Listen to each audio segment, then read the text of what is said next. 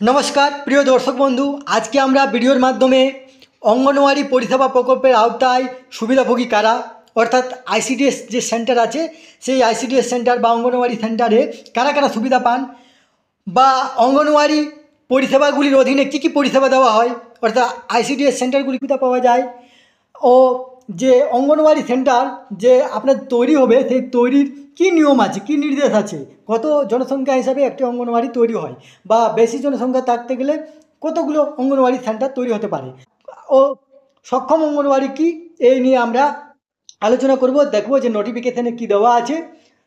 Notification নতুন করে জারি হয়েছে, সেই নোটিফিকেশান আমরা দেখব। তার আগে আপনারা অবশ্যই আমার চ্যানেলটি সাবস্ক্রাইব করবেন এবং সবার আগে ভিডিওর নোটিফিকেশান পাওয়ার জন্য সামনের যে বেল আইকন আছে সেখানে প্রেস করে নোটিফিকেশান অল করে রাখবেন এবং ভিডিওর সাথে লাইক কমেন্ট শেয়ার করবেন। তাহলে আসুন আমরা দেখে নিই। দেখুন, প্রথমে যেটা আছে অঙ্গনওয়াড়ি পরিষেবা প্রকল্পের আওতায় সুবিধাভোগী কারা কারা কারা সুবিধা পান এই অঙ্গনওয়াড়ি সেন্টারে। তাহলে দেখুন, এখানে আপনার 4 ধরনের দেওয়া আছে। একটা সুবিধাভোগীদের মধ্যে শিশু আপনার 0 থেকে 6 বছর পর্যন্ত, দ্বিতীয় নম্বরে আছে গর্ভবতী মহিলা, তৃতীয় নম্বরে আছে স্তনদানকারী মা এবং চতুর্থ নম্বরে আছে কিশোরী মেয়েরা 14 থেকে 18। এই কিশোরী মেয়েরা কিন্তু কিছু কিছু জায়গায় যেমন উচ্চাকাঙ্ক্ষী জেলা এবং উত্তর পূর্ব অঞ্চলে অন্তর্ভুক্ত।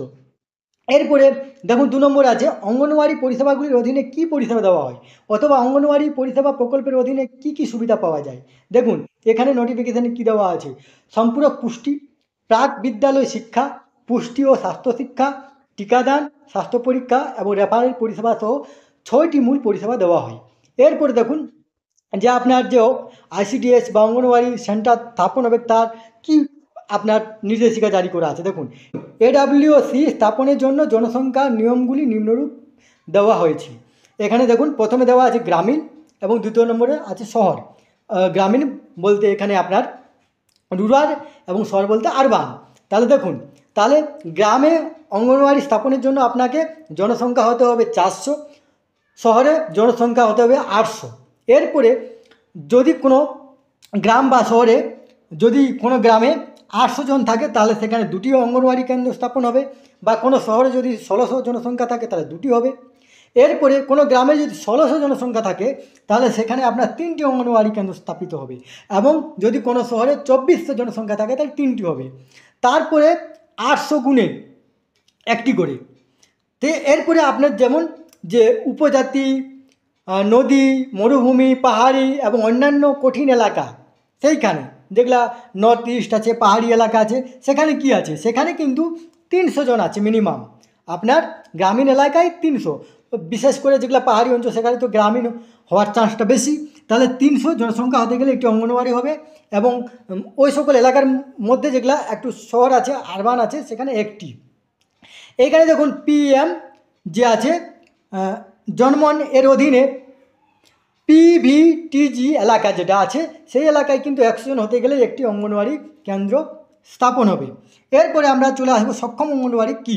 আপনারা জানেন যে মিশন সক্ষম অঙ্গনওয়াড়ি এবং পোষণ 2.0 এর অধীনে উন্নত পুষ্টি এবং পারবিক শৈশব যত্ন এবং শিক্ষা প্রসবের জন্য প্রতি বছর 2 লক্ষ মধ্যে আপনার 40,000 অঙ্গনওয়াড়ি সেন্টারকে শক্তিশালী করা বা আপগ্রেড করা হবে।